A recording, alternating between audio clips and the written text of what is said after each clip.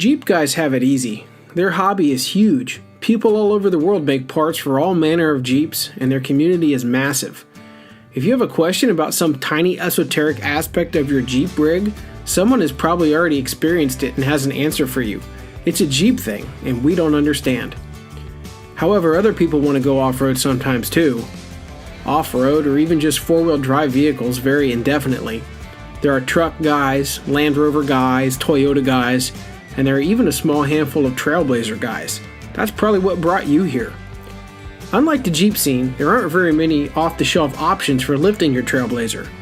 There used to be a couple guys in the forums that made lift kits for them, but I couldn't find them when I was looking. If you're mechanically or engineering inclined and you have access to a machine shop, you could knock up your own lift kit or leveling kit, but that's not the average dude like you or me. That leaves rough country, who will get you lifted for less. Now that's by no means meant to disparage rough country, it's just a lamentation of the sparseness of lifting parts for these Trailblazers. This is their leveling kit for the GMT 360 platform vehicles prior to 2008. I'm not sure what changed at GM in 2008, but Rough Country's disclaimer states that this kit only fits trucks up to model year 2007. Before you keyboard warriors start, I know this isn't a truck, but it's shorter word to say than SUV, so you can stop typing right now. At the time I bought this kit, price was right around $100. The Trailblazer itself was free, a story for another day, so it's definitely in my budget.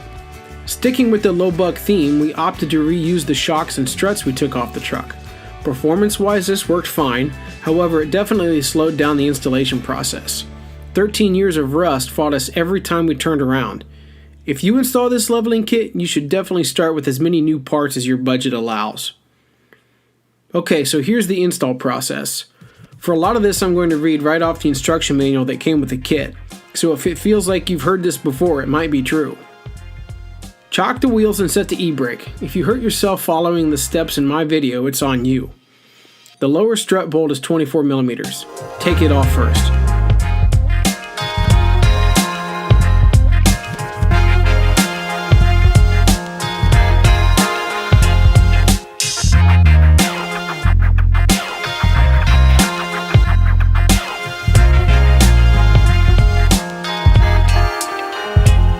Then take off the ones on top. Those are 18mm bolts.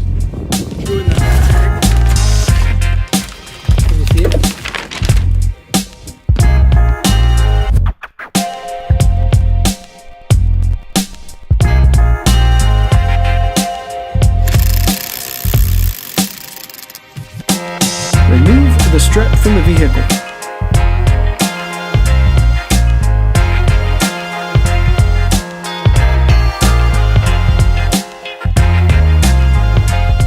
Mark the stud locations on the spring for reference. Now this was important, as you'll see later.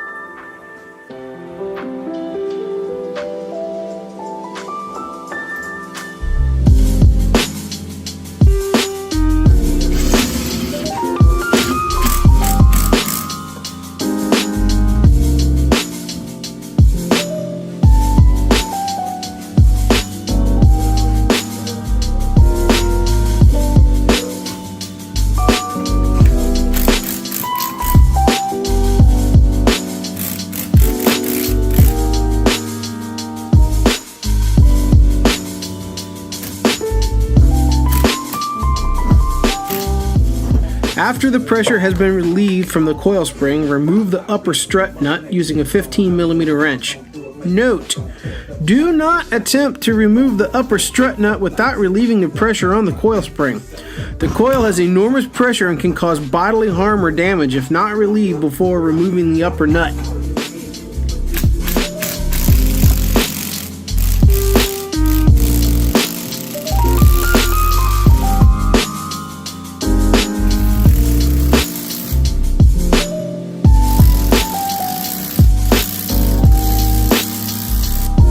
Remove the upper shock strut hat, stock stud bushing, and stud washers. Install the rough country strut spacer on the stock strut with the supplied stem bushing and cup washer. See photo 3. Yeah, you won't see that because it's in the manual.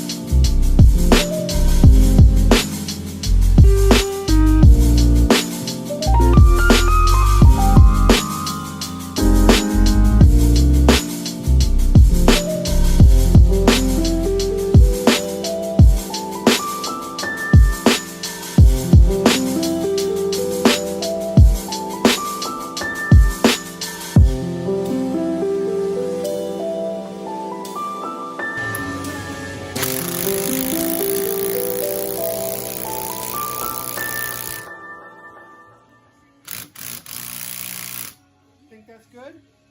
Seems like the same depth. Okay, cool. That's kind of what I was thinking. Do you feel that? Install the supplied 10mm studs in the new rough country spacer with the supplied 10mm nuts using a 17mm socket and torque wrench.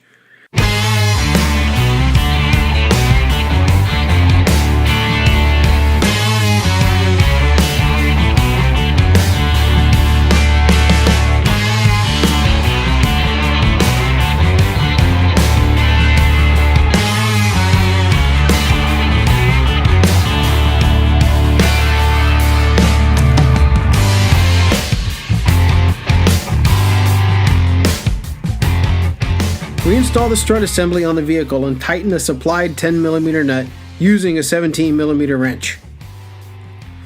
Reinstall the lower strut mount on the lower control arm with the factory hardware using a 24mm wrench. Torque to factory specs. I don't know what this was, I just winged it.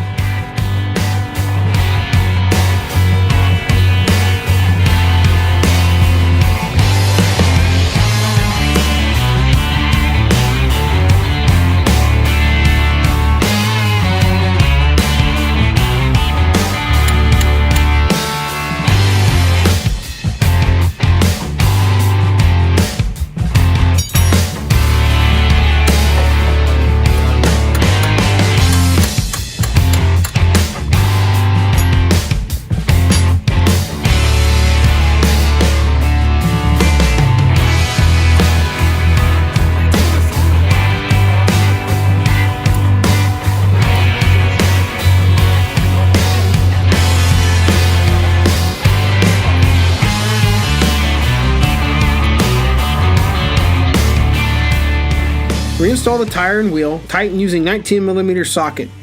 Jack up the front of the vehicle, remove the jack stands, and lower the vehicle to the ground. Now it's recommended that you get a front end alignment after you put this kit in. Re-aim your headlights and retighten all the fittings after 500 miles. I didn't do any of these things, but I don't recommend you taking chances. Installation is pretty straightforward and simple if you're mechanically inclined. I'm not much of a mechanic, so I struggled a little more than someone who's used to wrenching on their own vehicle. I enlisted my brother's help and we made an afternoon of it. I've only had a small number of chances to test this kit off-road, but on-road driving is noticeably different. Because the springs are tighter, rough pavement is bumpier. But you probably don't care about a rough ride if you're installing this kit. My future with this truck is still up in the air. As I said earlier, it was free to me because it needed a lot of work. As long as I don't get rid of it, I'll be doing more videos with it. I'd like to get it legitimately off-road and really see what it's capable of, so stay tuned.